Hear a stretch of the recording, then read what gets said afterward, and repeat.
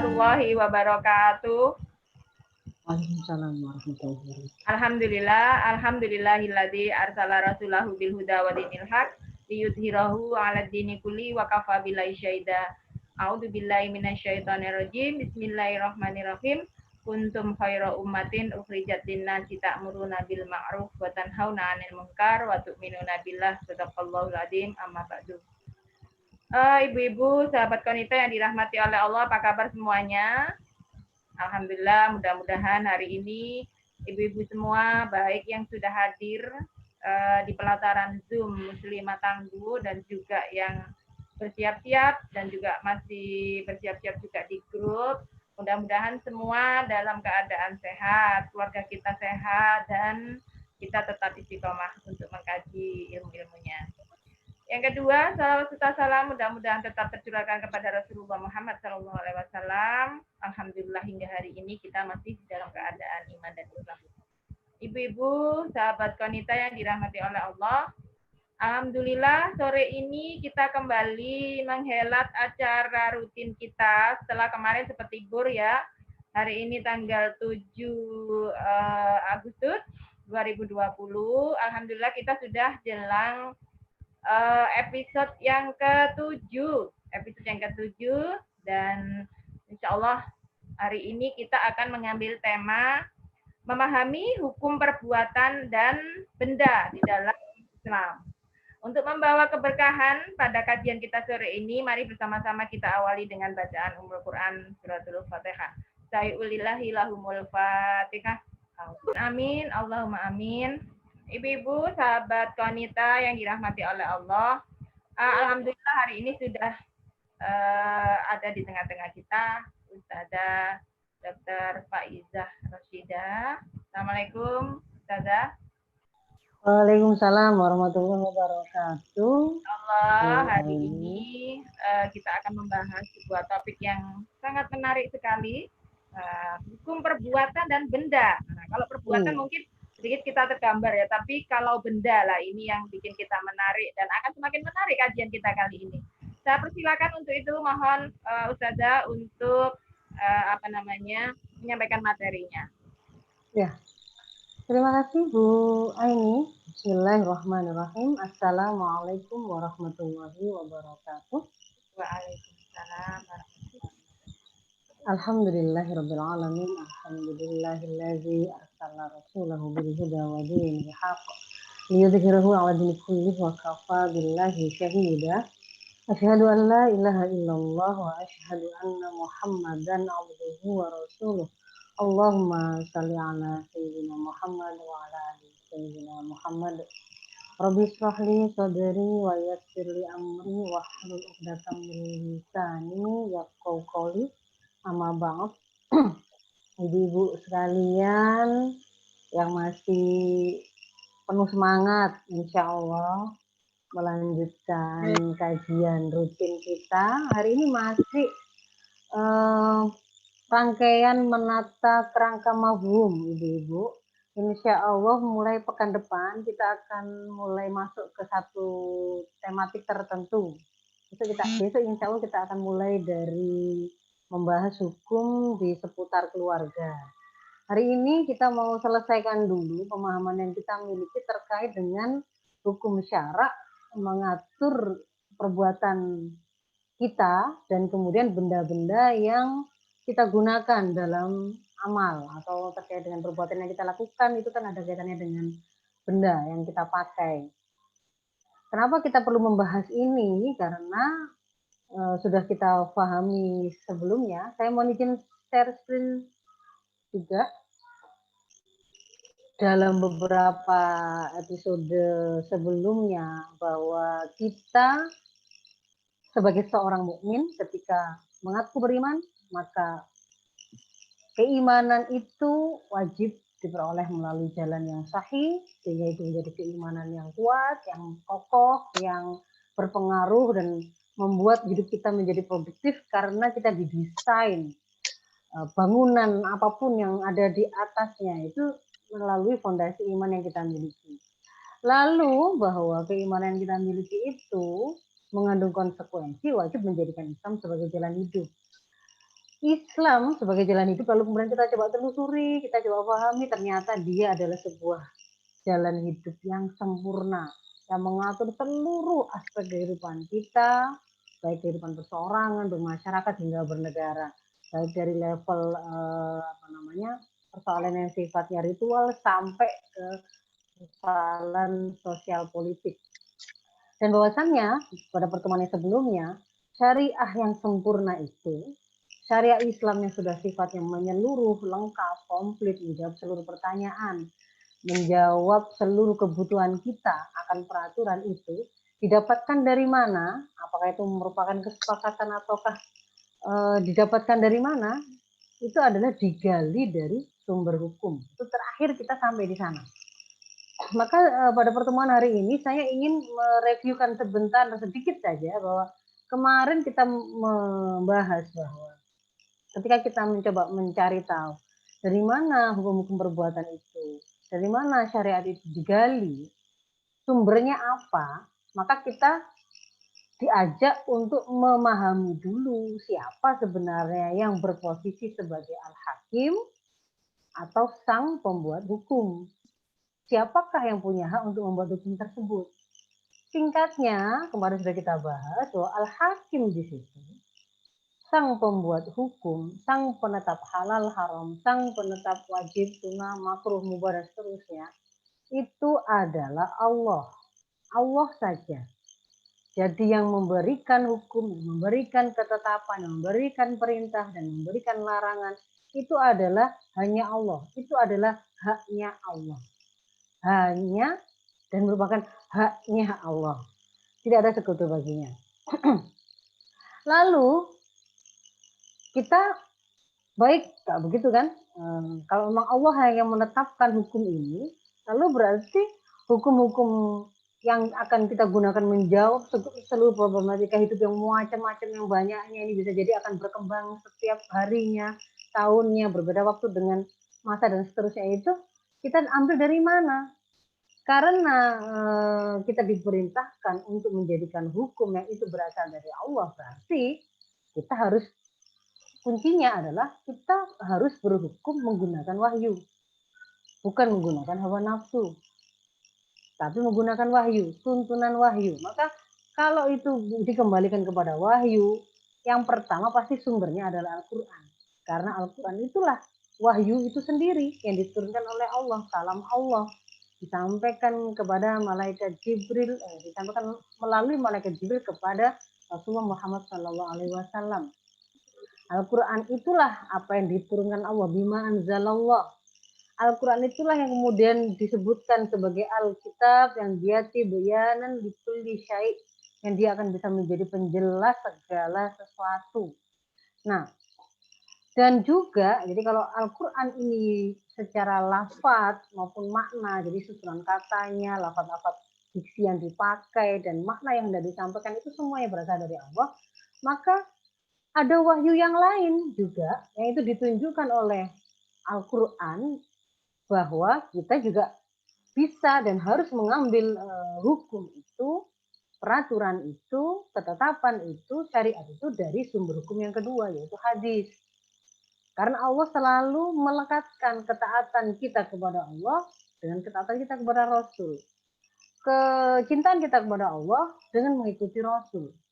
Dan bahwasanya apa yang disampaikan oleh Rasul, yang dilakukan oleh Rasul, yang diberikan persetujuan oleh Rasul, maka semua itu bukan berasal dari hawa nafsu beliau, akan tetapi dari wahyu. Wa ma yantiqu anil hawa in huwa illa wahyu yuha. Bahwa apa saja yang diucapkan Muhammad itu bukanlah berasal dari hawa nafsunya, akan tetapi dia semata-mata merupakan wahyu yang diwahyukan.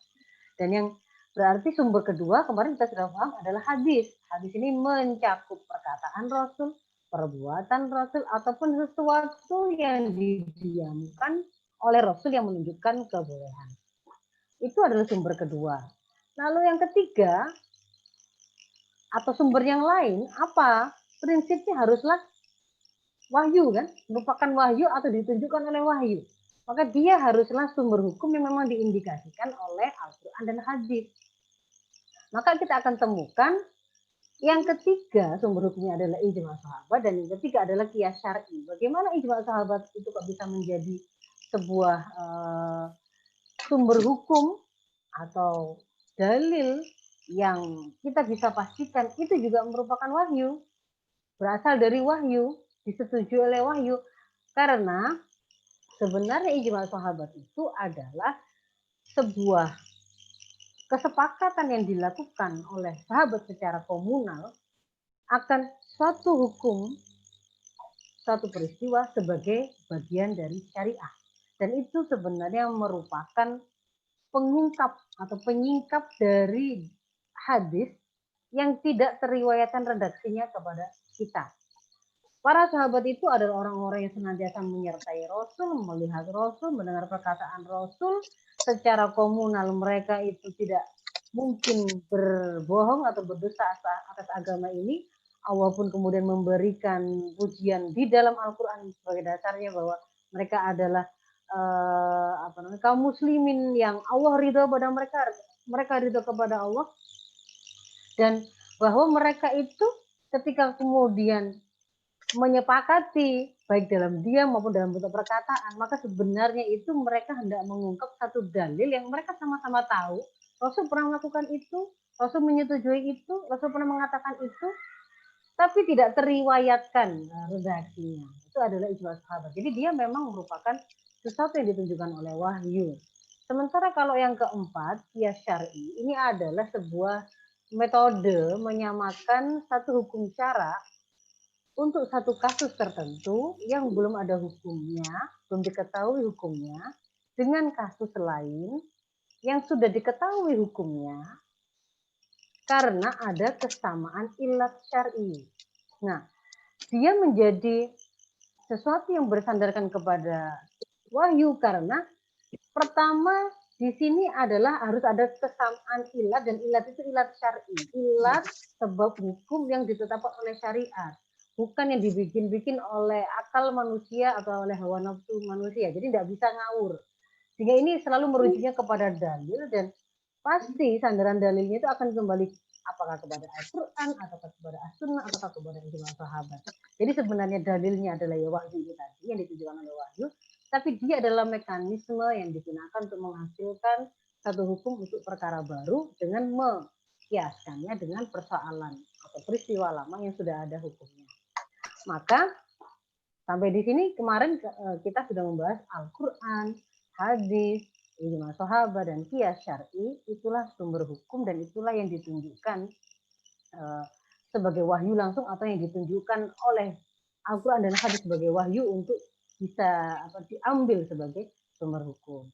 Nah, sementara proses lahirnya, ini slide yang kemarin saya pakai kan untuk menutup, tapi tidak sedetil ini, bahwa untuk proses lahirnya hukum bagaimana? Kalau sumbernya tadi ini sudah kita ketahui, ada 4, ada Al-Quran, ada As-Sunnah, ada ijma sahabat, ada qiyas syar'i. Untuk kemudian Al-Quran kok bisa keluar hukum syara atau syariat di sini yang bunyinya zina itu haram, sholat 5 waktu itu wajib, menutup aurat itu adalah fardu, misalnya batasan aurat adalah begini. Itu bagaimana ceritanya dari sumber hukum begini kok kemudian muncul hukum syara seperti ini? Apa prosesnya, bagaimana prosesnya, dan siapa pelakunya? Maka proses inilah yang disebut sebagai penggalian hukum atau istinbat hukum. Ada 3 hal yang ada di situ yang dilakukan, pasti 3 hal ini. Yang pertama adalah memahami dalilnya, karena itu nanti yang pertama adalah memahami faktanya dulu, karena kita kan mau menghukumi fakta, itu namanya tahqiqul mana, memahami objek hukumnya, fahmul waqi kalau nama lain, memahami faktanya. Yang kedua adalah memahami dalilnya, kita menggali-gali dalilnya. Misalkan kalau memahami faktanya itu, ini ada minuman gitu ya di gelas atau di botol. Nah, faktanya kan ada bendanya itu, cairannya itu apa? Air putih kah? Sirup kah? Alkohol kah? Bir kah? Apa? Tua kah? Atau apa gitu. Pasti fakta itu bisa dipahami. Kalau kemudian fakta itu sudah bisa dipahami, maka kemudian kita mencari di dalam sumber-sumber hukum ini, dalil-dalil ini, mana yang berbicara tentang fakta itu, yang berbicara tentang oh ini daging, oh ini daging babi, oh ini daging sapi, oh ini daging ayam. Itu juga memahami fakta. Setelah kemudian kita ketemukan, oh ini kalau kayak gini ciri-cirinya ini adalah daging babi, maka kemudian kita cari sumbernya kan. Ketemulah kita dengan bahwa di dalam Al-Quran itu diharamkan yang namanya daging babi itu. Jadi kalau kemudian sudah difahami dalilnya, difahami faktanya, maka kemudian proses berikutnya adalah mengkaitkan antara fakta dengan dalil tadi. Oh, kalau begitu, kalau faktanya seperti ini, hukumnya adalah ternyata begini. Kalau faktanya adalah daging babi, lalu dalil mengatakan bahwa daging babi itu diharamkan kita untuk memakannya, maka berarti fakta yang di depan saya ini, daging babi di depan saya ini tidak boleh dimakan oleh seorang muslim. Maka inilah prosesnya. Nah, ibu-ibu sekalian, jadi hukum syarak yang kemudian digali atau dihasilkan dari sebuah proses istimbat hukum tadi, dia pasti berbicara atau terkait dengan perbuatan hamba. Secara definisi usul fikih, al-hukmu syar'i huwa khitabus syari' muta'alliq bi af'alil ibad. Seruan dari asyari, asyari itu adalah pembuat syariat, pembuat hukum yaitu Allah yang berbicara tentang perbuatan hamba. Jadi pasti tidak ada begitu ya perbuatan manusia manapun yang kemudian itu tidak ada penjelasannya dalam syariat, dan itu harus dikaitkan dengan hukum syarak, dengan penjelasan syariat tadi. Jadi kalau kemudian kita mencoba memahami perbuatan manusia, maka kita akan temukan perbuatan itu pasti berupa amal, ya, berupa amal atau aktivitas yang dilakukan manusia untuk memenuhi kebutuhan-kebutuhan yang dia miliki. Bisa kebutuhan jasmani, bisa kebutuhan naluri. Orang bergerak makan, itu kan kebutuhan makanan yang dia butuhkan untuk jasmaninya. Orang menikah karena dia memiliki naluri seksual yang butuh pemenuhan, itu adalah perbuatan atau aktivitas. Nah, perbuatan itu ada kalanya terkait dengan benda, ada kalanya tidak. Ketika kita memahami bahwasanya perbuatan seperti ini, bahwasanya ada kalanya perbuatan itu terkait dengan benda, maka akan kita temukan bahwa syariat Islam itu mengatur dengan sangat rinci dan jelas hukum-hukum tentang perbuatan dan benda ini. Sekarang kita masuk kepada bagaimana hukum perbuatan manusia.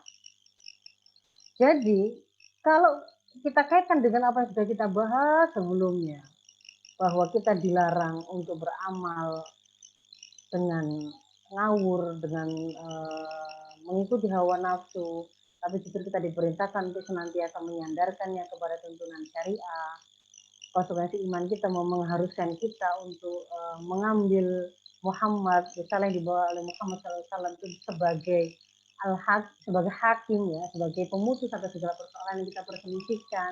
Kita mau bertanya tentang bagaimanakah sebenarnya baju yang harusnya bagaimana berpakaian, bagaimana saya seharusnya itu berlisan, bertutur kata, bagaimana seharusnya saya itu memasang wajah atau muka saya, itu semuanya itu pasti ada penjelasan syariah berkaitan dengan hal itu. Dan kita disuruh atau diperintahkan untuk mencarinya. Kalau belum tahu, tidak boleh kemudian memutuskan bahwa kalau begitu pasti bolehnya. Pasti boleh kita lakukannya. Kita tidak tahu hukum makan kelinci itu apa, misalkan. Kita tidak tahu hukum makan ular itu apa. Tidak bisa kemudian kita mengatakan kalau kita tidak tahu pasti hukumnya menjadi boleh, enggak. Tetapi yang kita pahami bahwasannya semua perbuatan kita itu diperintahkan oleh Allah untuk terikat kepada hukum syarak. Maka hukum asalnya perbuatan sebelum kita tahu hukum pastinya, hukum asal perbuatan adalah at-taqayyud bi ahkami syar'i. Al-aslu fil af'al, al-aslu fil af'alil insan at-taqayyud bi hukmillah atau bi ahkami syar'i. Hukum asal dari perbuatan manusia adalah dia harus terikat kepada hukum Allah. Dia harus terikat kepada syariat Allah. Maka mengikuti kaidah syara ini sebenarnya adalah hukum syara yang dalam bentuk rumusan atau formulasi. Kita dimudahkan oleh para mujtahid itu dengan mereka membuatkan kaidah atau kayak formula, kayak rumus. Kalau kita belum tahu hukum dari satu perbuatan tertentu, maka ingatlah hukum asalnya pasti dia harus terikat pada hukum Allah. Jadi artinya apa? Kita harus mencari tahu dulu pandangan Islam terkait dengan satu perbuatan tertentu sebelum kita melakukannya. Ini yang kemudian kita kenal sebagai al-ilmu qoblal amal. Jadi wajib mengilmui sebelum kita beramal.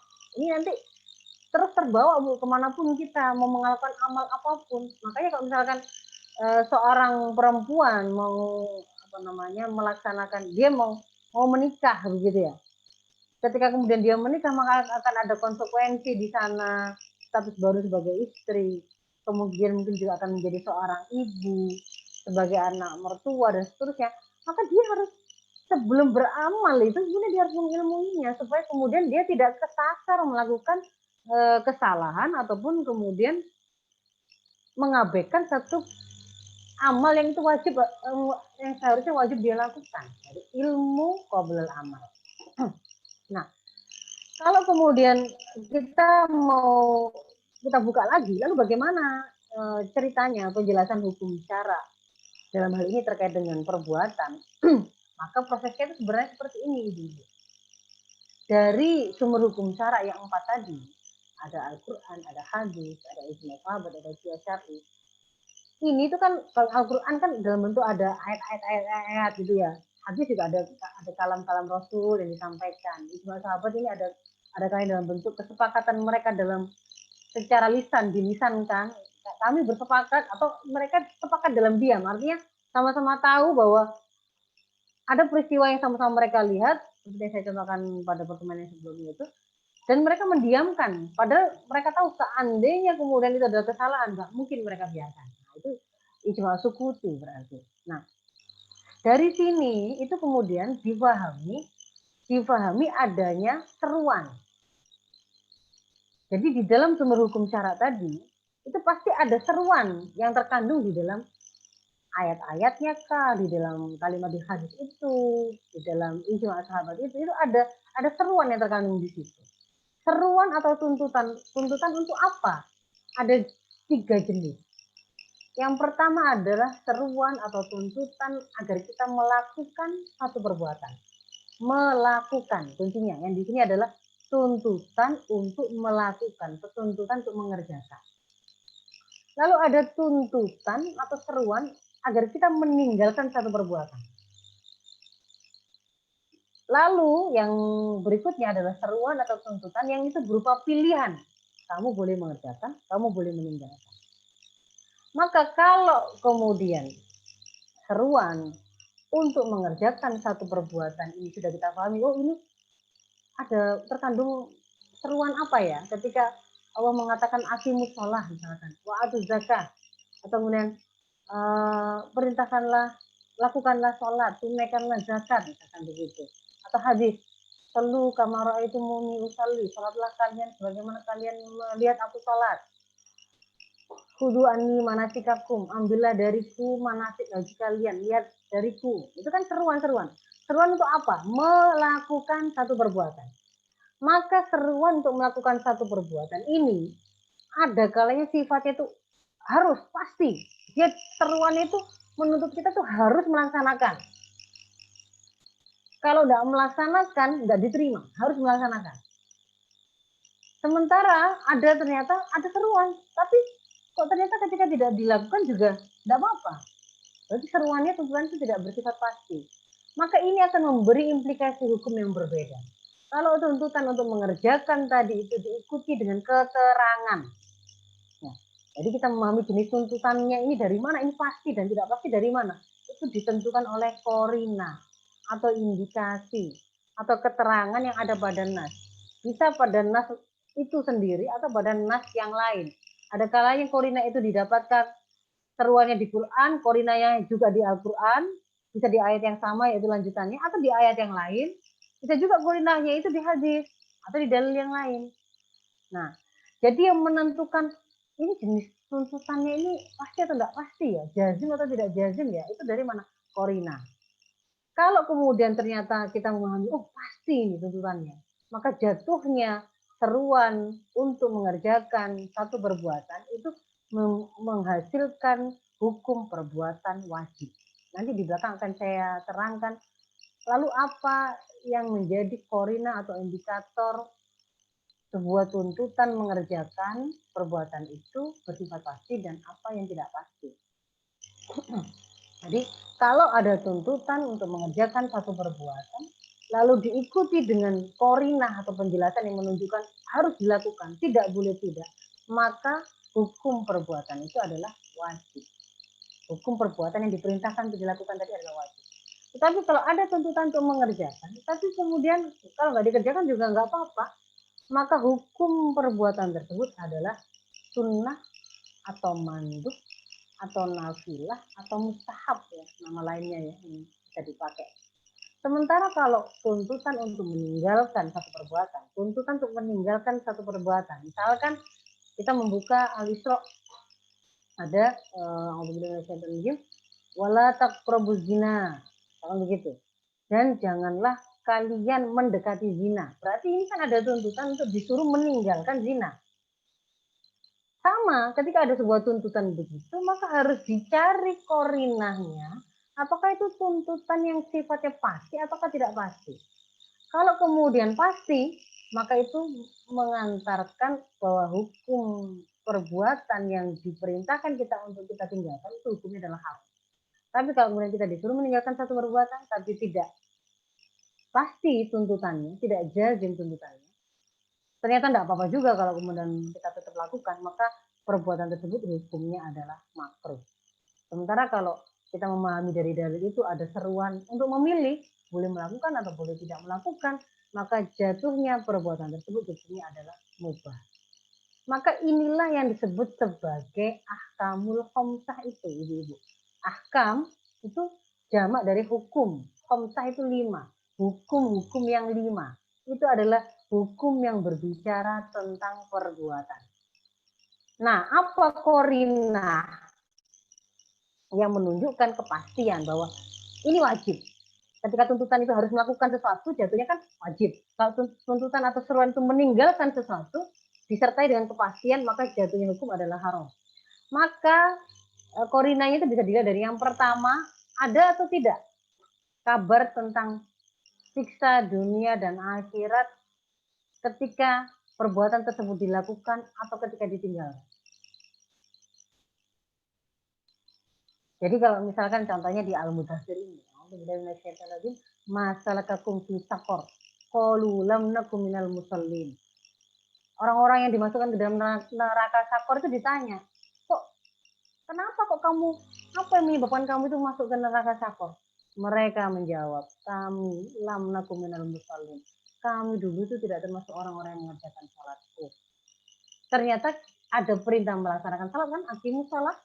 Tapi kemudian ternyata di ayat yang lain itu diberikan keterangan ketika mereka tidak mengerjakan kok ada ancaman siksa, ada neraka sakor di sini. Berarti disuruh sholatnya itu wajib, pasti tuntutannya jazim, maka jatuhnya hukum adalah fardhu. Ketika kemudian ada di dalam Al-Maidah ayat 5, yang dikatakan di sini, wastariqu wastariqatu faqta'u aydiyahuma jazaan bima kasaba nakalam minallah. Pencuri laki-laki dan pencuri perempuan, maka potonglah tangan keduanya sebagai balasan terhadap apa yang keduanya itu kerjakan dan sebagai sisaan dari Allah. Ada larangan untuk mengambil harta bukan milik kita, yang bukan menjadi hak kita. Tapi kemudian diberi keterangan tambahan, kalau ada yang mencuri, perempuan atau laki-laki, kalau ditambah dengan hadis yang lain, tidak dalam keadaan paceklik, tidak dalam keadaan masa sulit ekonomi, kemudian mereka mencuri, maka potonglah tangan keduanya. Ini nanti juga penjelasannya seberapa memotongnya, itu juga ada dalil lain yang akan menerangkan. Jadi, kalau begitu larangan melakukan pencurian itu sifatnya adalah jazim, karena di situ ada ancaman siksa baik di dunia maupun di akhirat. Lalu indikator yang berikutnya, yang kedua, itu senantiasa diperintahkan untuk dilaksanakan, tidak pakai apa namanya, pada kondisi normalnya itu selalu diperintahkan untuk dilaksanakan kecuali ada alasan rukhsah, qadha atau pengampunan. Misalkan ini hadis tentang sholat. Bahkan ketika orang ketiduran begitu ya. Orang ketiduran, begitu bangun dia, sadar dia belum sholat, ada yang terlewat pada waktu sholatnya itu. Bukan kemudian, oh gak apa-apa gak usah sholat, tapi hendaknya dia langsung sholat ketika ingat. Oh berarti memang itu adalah sesuatu yang harus terus-terusan dilakukan. Kemudian yang ketiga adalah adanya larangan yang bersifat pasti dengan ancaman siksa dan kemurkaan atau kecelaan, seperti disebut sebagai perbuatan buruk, seperti perbuatan keji, disamakan dengan pekerjaan setan dan seterusnya. Misalkan adalah dalil tentang homer itu, meminum homer, ya, meminum homer perbuatannya, bukan bendanya saja. Tapi ini bicara tentang perbuatannya. Jadi di situ kan mengundi nasi, berjudi, minum homer, itu dikatakan di situ itu perbuatan keji termasuk perbuatan setan. Sudah kok disebut kata-kata kayak gini, itu berarti haram. Sifatnya pasti nggak boleh dilakukan. Sama kayak misalkan makan itu, kulu wasrobu biyaminik faina syaiton ya kulu wa yasrobu bisimali. Makanlah kalian dan minumlah kalian dengan tangan kanan kalian, karena sesungguhnya setan itu makan dan minum dengan tangan kirinya. Berarti makan itu memang wajib pakai tangan kanan gitu. Kecuali pada kondisi dia tidak bertangan kanan misalkan atau ada masalah yang lain. Itu yang ketiga, dan indikator kejaziman yang lain yang berikutnya adalah kalau tuntutan itu disertai dengan larangan terhadap sesuatu yang mubah. Jual beli itu hukumnya mubah. Tapi ketika kemudian ada sebuah seruan, ada seruan untuk melakukan satu perbuatan, gitu ya. Misalkan ini tentang salat Jumat. Disuruh untuk mengingat Allah, disuruh untuk zikrullah, bersegera untuk melakukan salat Jumat. Tinggalkan jual beli. Padahal kan jual beli kan hukumnya mubah. Maka pada saat itu berarti salat Jumat itu harus dilakukan. Berjual beli pada saat itu adalah keharaman. Nah, sementara kalau sesuatu itu korina itu tidak menunjukkan yang 4 hal tadi, itu tidak pasti, maka jatuhnya hukum itu kalau merupakan perintah untuk melaksanakan perbuatan, berarti perbuatan itu berhukum sunnah. Kalau perbuatan itu dilarang untuk dilakukan, maka jatuhnya hukum adalah makruh. Jadi kalau sunnah berarti sebaiknya dilakukan, kalau makruh berarti sebaiknya ditinggalkan. Tapi kalau wajib harus dilakukan, kalau haram wajib ditinggalkan. Ini contohnya ya. Jadi kayak tabasumka fi wajhi akhika sodako, disuruh senyum. Tapi kalau misalnya nggak senyum gimana? Dosa apa enggak? Enggak. Tuh. Kemudian adanya larangan makan yang menghasilkan satu aroma langsung setelah mereka makan tanpa membersihkan, tidak bersihkan gigi dulu misalnya begitu, langsung menemui orang, maka itu perbuatan seperti itu adalah makruh.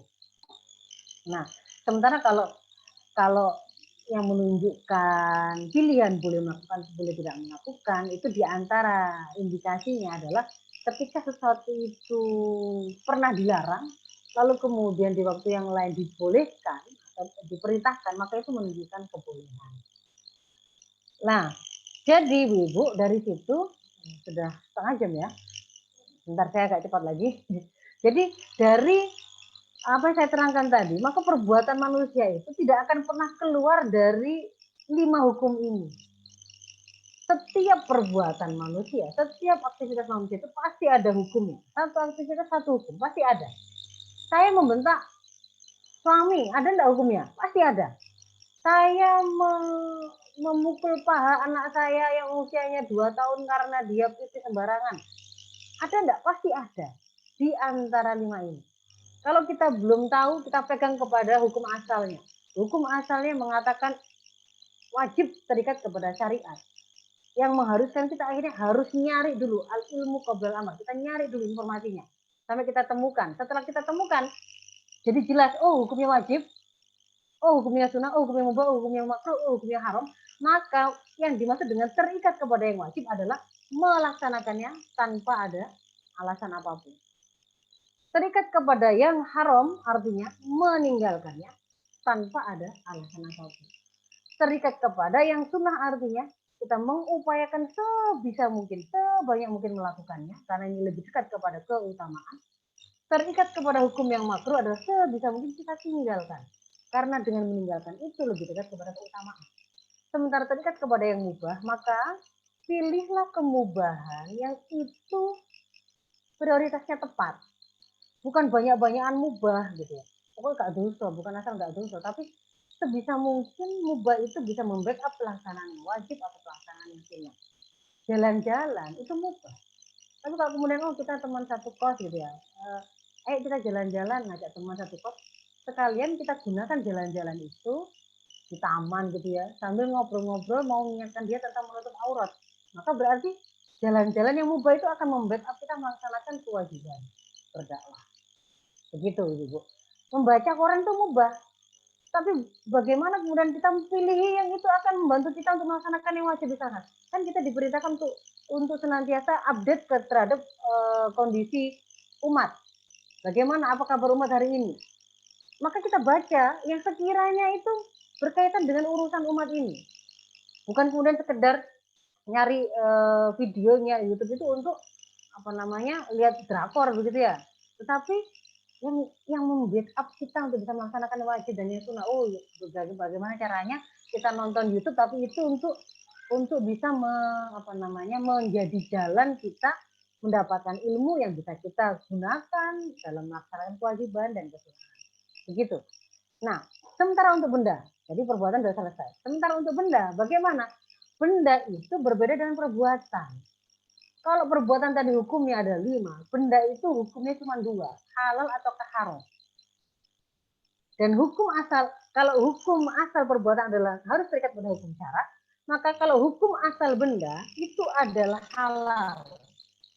Kecuali jika ada dalil yang mengharamkannya. Kaidah ini didapatkan dari mana? Dari penjelasan banyak dalil yang menunjukkan bahwasannya Allah itu telah menghalalkan untuk kita manusia memanfaatkan apa yang ada di bumi, apa yang ada di langit. Jadi ada di langit itu ada apa saja gitu ya, ada di udara itu ada apa saja, ada burung, di bumi itu ada ikan di dalam laut, ada hewan melata di atasnya, ada hewan-hewan ternak dan seterusnya, misalnya begitu ya, ada tanaman-tanaman.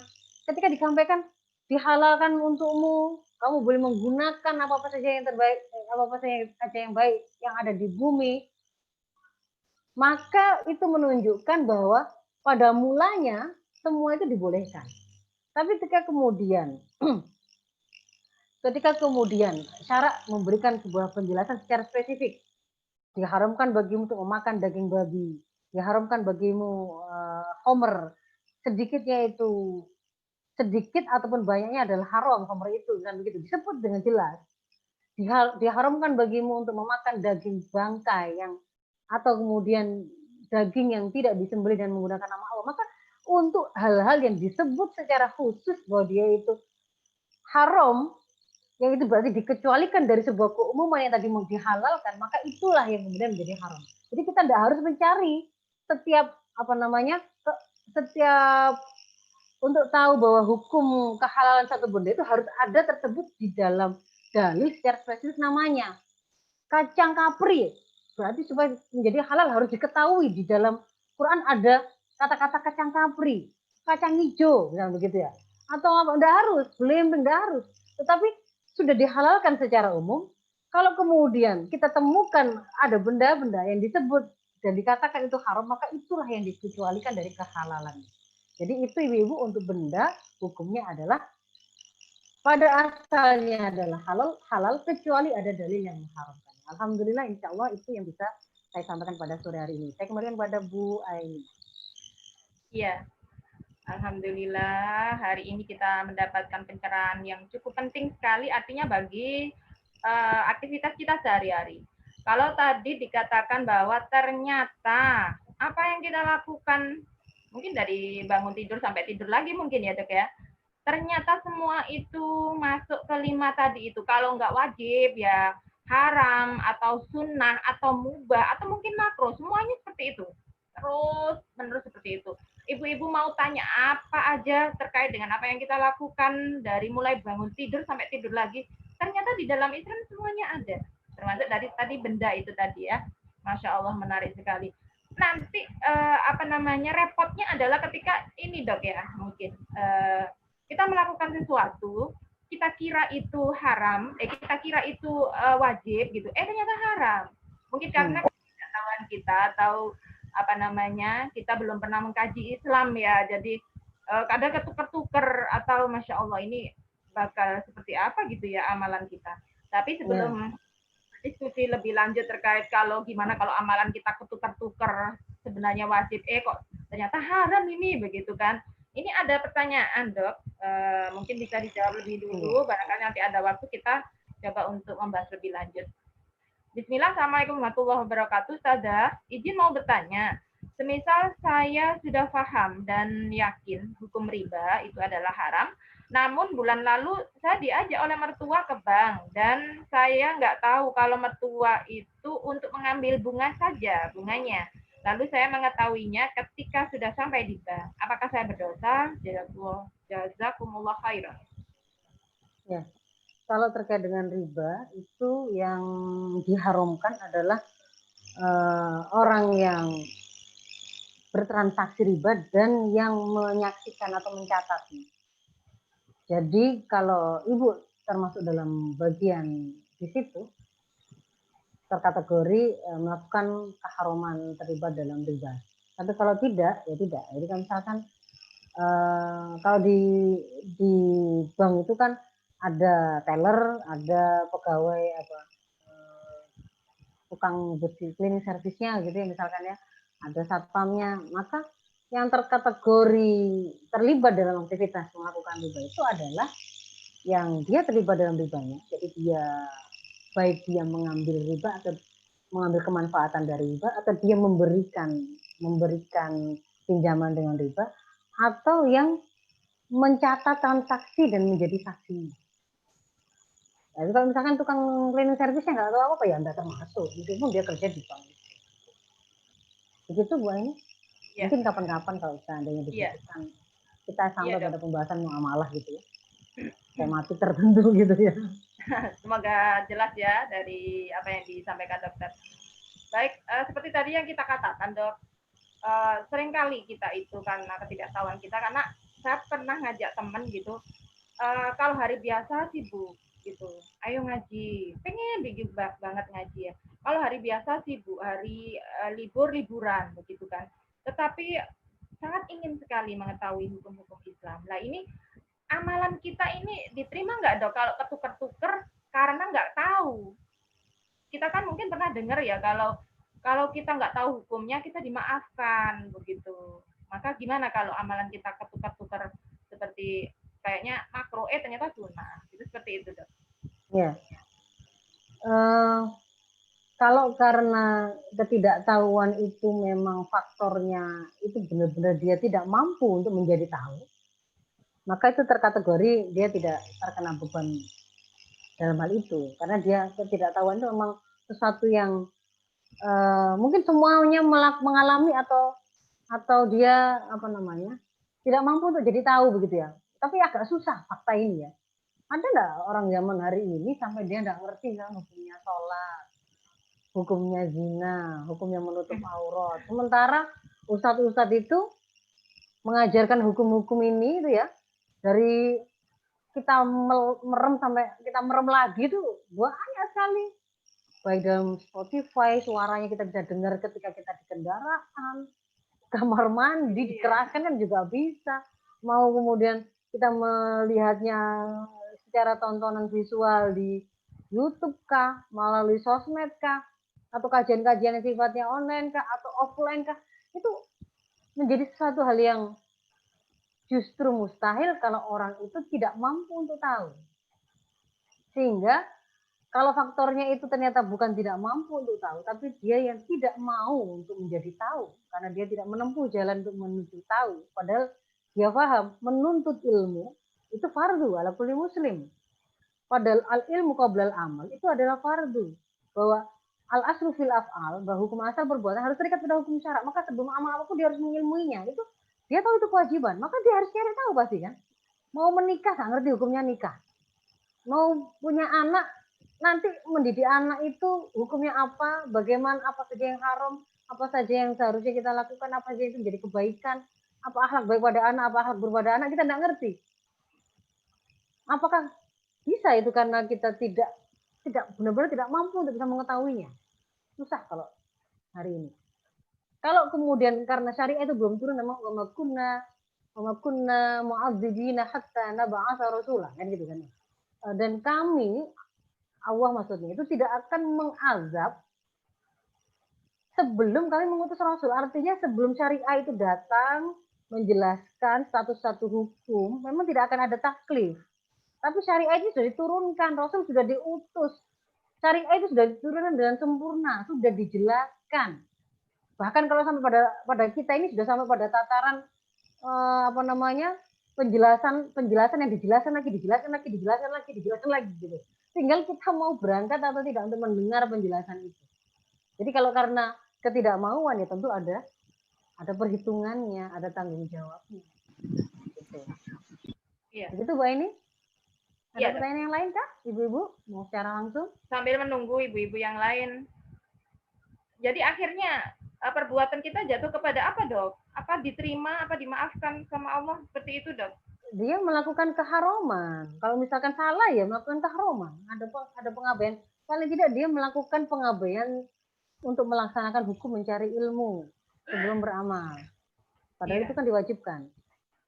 Mengetahui tuntunan agama terhadap seluruh amal kita itu kewajiban. Meskipun kita tahunya nggak harus satu waktu, Bu.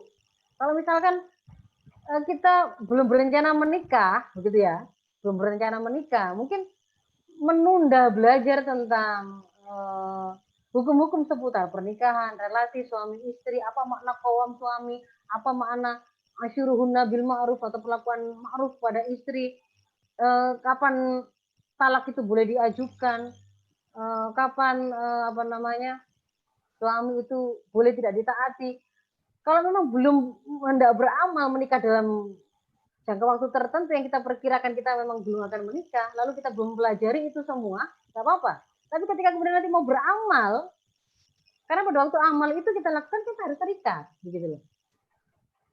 Disuruh pada waktu sudah kadung menikah, lalu suami mengatakan, "Ma, jangan pakai kerudung begitu dong, memalukan papa kalau kamu ke kantor saya bawa kok pakai kerudung kan begitu." Nah, terus bingung, ini sebenarnya harus saya taati atau tidak saya taati ya gitu. Nah, amalnya ya sudah jelas itu hukumnya, cuman bagi dia yang tidak jelas. Hukum syara'nya itu sebenarnya sudah sangat jelas, menutup aurat itu adalah fardu.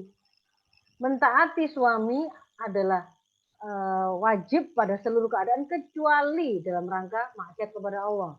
Sebenarnya sudah jelas hukum syara'nya.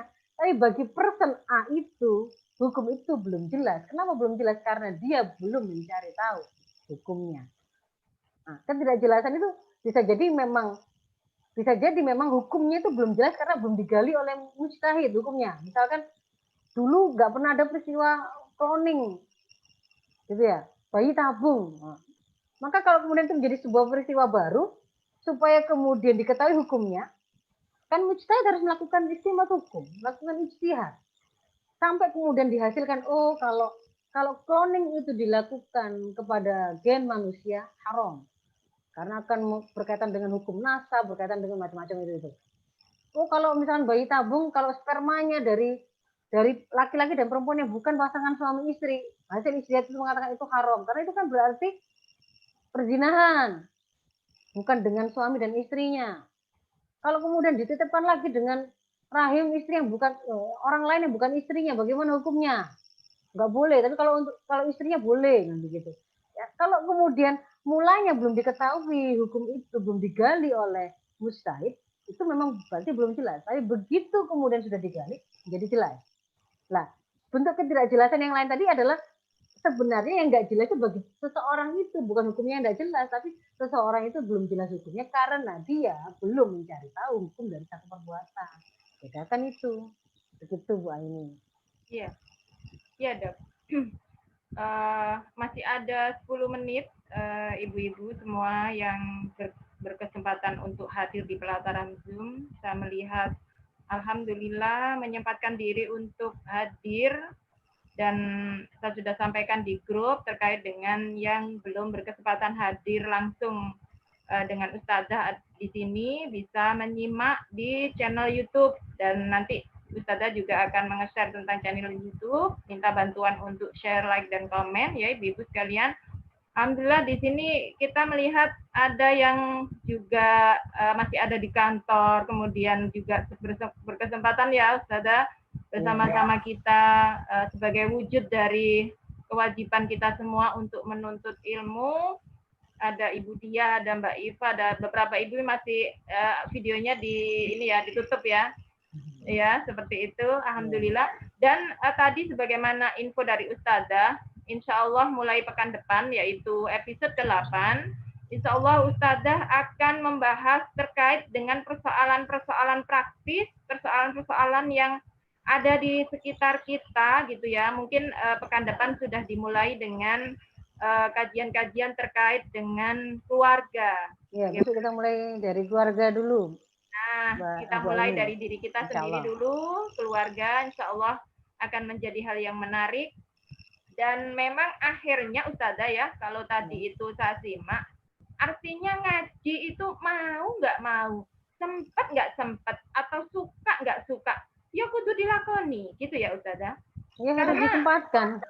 Iya, ya harus namanya wajib, harus dilakukan tanpa reses, tanpa alasan, tanpa tapi. Ya, bahasa hari ini kan wajib itu harus dilakukan tanpa tapi, tanpa nanti, gitu. Tanpa tapi dan tanpa nanti, gitu ya.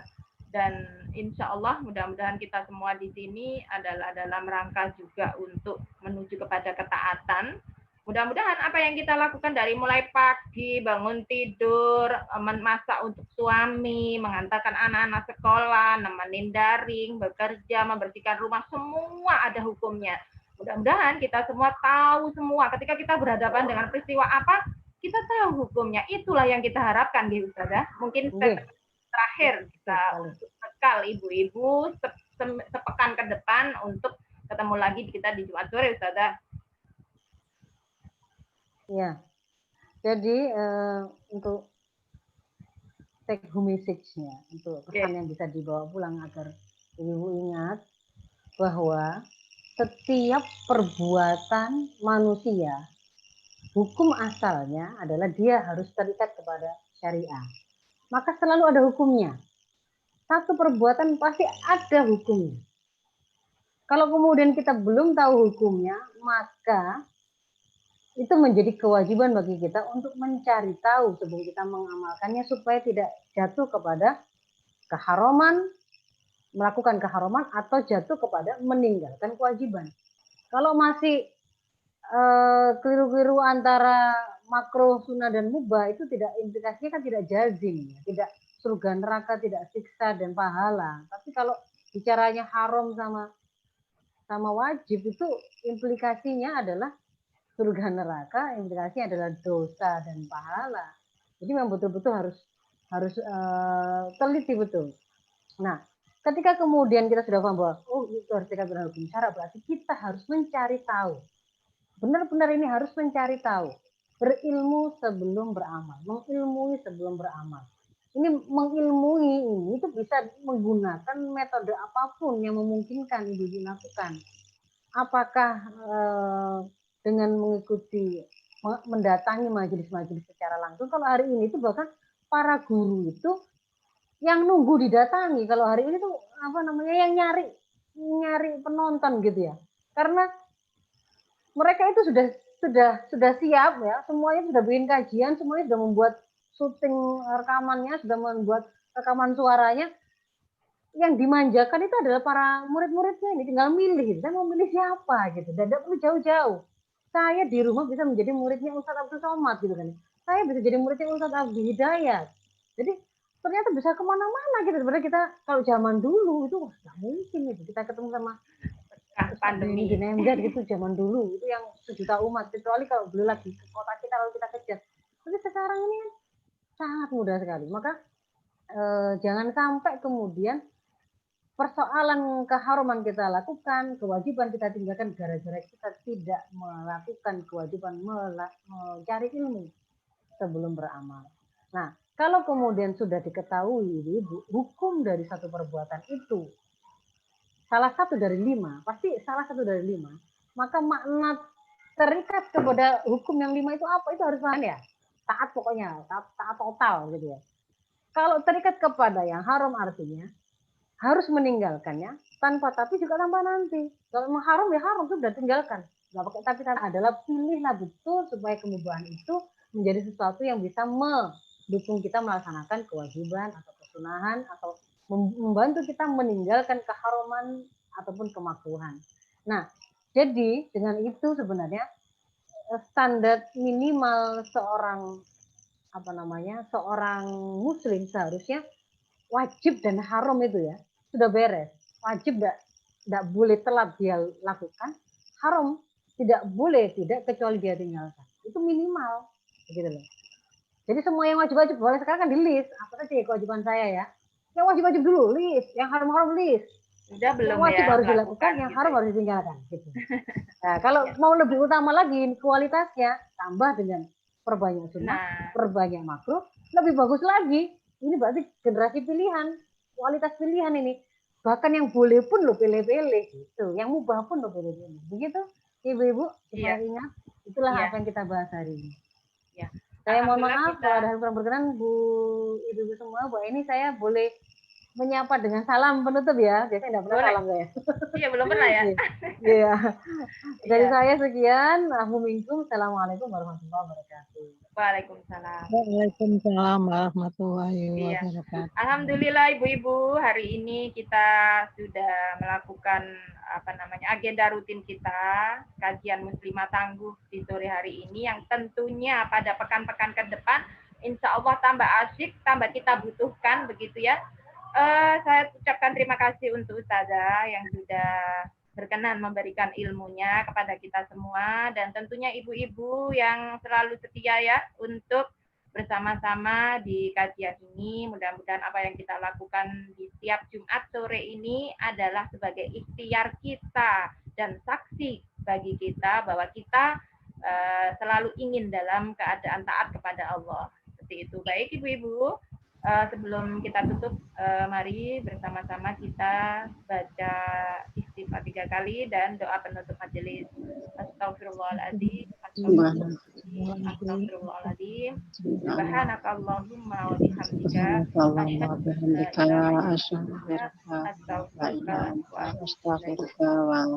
bagi ibu, tetap stay on di Jumat sore bersama Konita, sahabat kuat untuk taat. Dari saya, wabillahi taufiq wal hidayah. Wassalamualaikum warahmatullahi wabarakatuh. Waalaikumsalam warahmatullahi wabarakatuh. Terima kasih Ustazah, makasih semua, Mbak Iva, makasih. Terima kasih dokter. Ketemu lagi deh. Insya Allah ke depan. Hadir lagi. Monggo saya pamit. Assalamualaikum. Waalaikumsalam warahmatullahi wabarakatuh.